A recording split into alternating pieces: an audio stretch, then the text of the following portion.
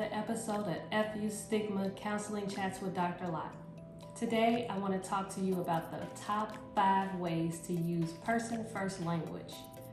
First of all, person-first language is when we make sure that we prioritize our client's individuality over the need to diagnose or assess. Well, what do I mean by that? You treat people like people. You are human. You treat your clients like human beings. You want to make sure that you are talking to a client in a way that is respectful and dignified, remembering that they are just like everyone else, and we are not prioritizing their mental health condition or their diagnosis over who they are as an individual. There are some tips that I want to give you on how to do that. I'm going to give you 5 just to start with. This is not an exhaustive list, but I think it's a good way to start when you're working with clients. The first one is to address the client by their name. That might seem obvious. You know, you have a client walk in and you say, "Hey Bill," or "Hey Sarah," or "Hey Kim." But what about when you're doing your paperwork? When you're doing your paperwork, I can't tell you how many times I see students write client said, client did, client that. They still have a name. And so if we can use the client's name or their initials in the paperwork and in documentation, or when we're meeting for supervision, it really does help to individualize the person and remember that they are a person before they are their illness. Tip 2, ask the client what they want.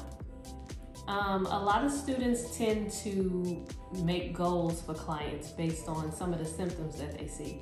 And I understand the need to want to do that. But if it's not collaborative, if you haven't talked to your client, worked with your client, and actually got buy-in from your client, then the goal is not set correctly. Goals are supposed to be collaborative. That means you involve the client in the process. This makes sure that they have some sort of intrinsic motivation to get better, to do well, to attend counseling. So you want to make sure that you're working with your client and not just doing everything for them, because the outcome is not as great. Ask the client how they want to be addressed. Ask them if they have a nickname. How should I refer to you as? What are their pronouns? You want to know all this information so that you make sure that you are familiarizing yourself with your client's expectations, with their wants and their desires, and that makes them feel more comfortable coming in to talk to you about the things that make them most vulnerable, if that makes sense. Use the client's language. A lot of times we use jargon, especially as new counselors and new students. We use a lot of jargon that we've learned in the counseling field, and clients don't usually relate to that. The counseling session should feel like a conversation. It shouldn't feel like an interrogation, and it shouldn't feel like something where your client is trying to figure out what on earth you are talking about. So use the client's language. If you hear them refer to something in a certain way, use that same language. It helps you to relate to the client, and it helps to let the client know you're paying attention. Tip 5 is to see the client in context. This probably is one of my most biggest pet peeves. We cannot see a client in a tunnel vision. We have to see a client from where they come from, their backstory, and understand their behaviors in that context. I had a student talk about a client that they've worked with, and this client had spent a significant amount of time in prison, incarcerated, all of their young adulthood pretty much, and by the time that they got released, they were 25 years old.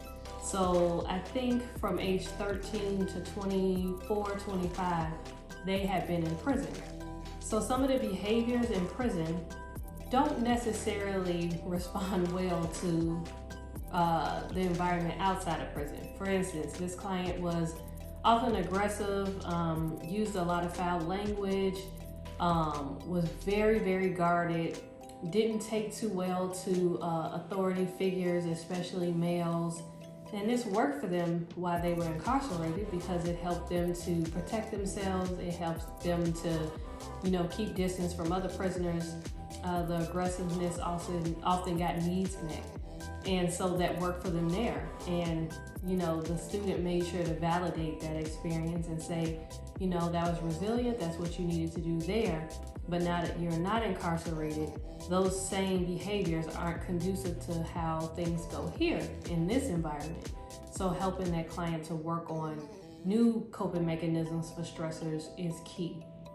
So if you can see your client in context and understand why they might have adapted certain behaviors and then help them to adjust it, it really does speak to you seeing the person for who they are, not focusing on their diagnosis and paying attention to what you can use from those experiences to help them meet their goals.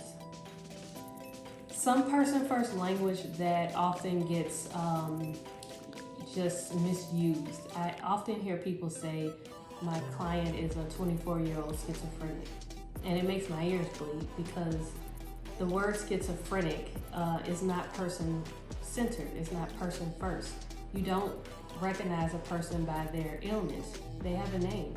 So it's something like Sarah has a diagnosis of schizophrenia, not Sarah is schizophrenic.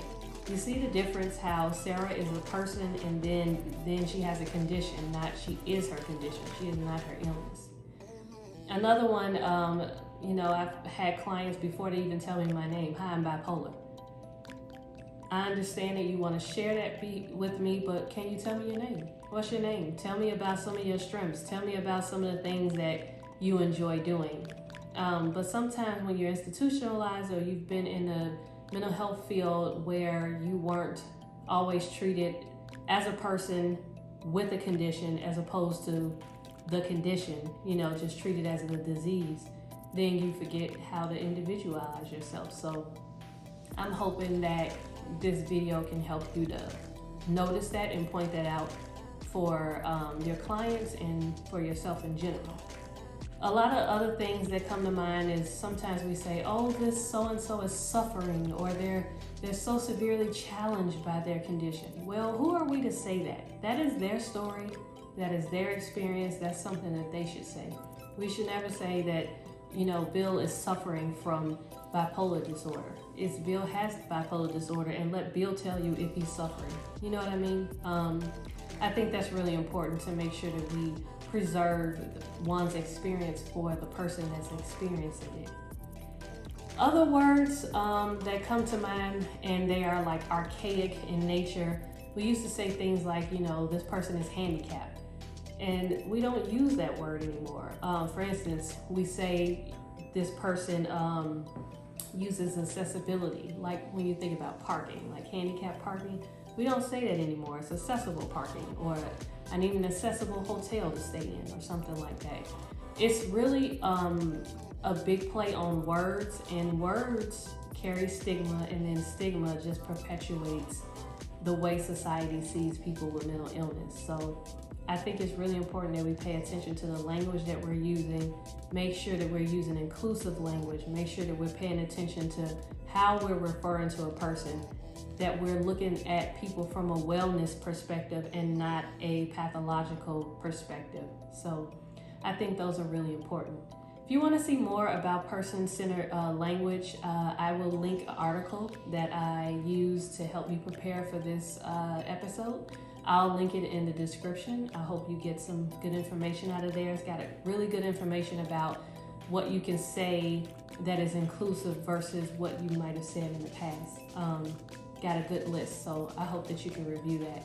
And then if you want to learn more about this, please let me know in the comments and I can come up with more material. This has been FU Stigma with Dr. Locke Counseling Chats, and I'll see you in the next one.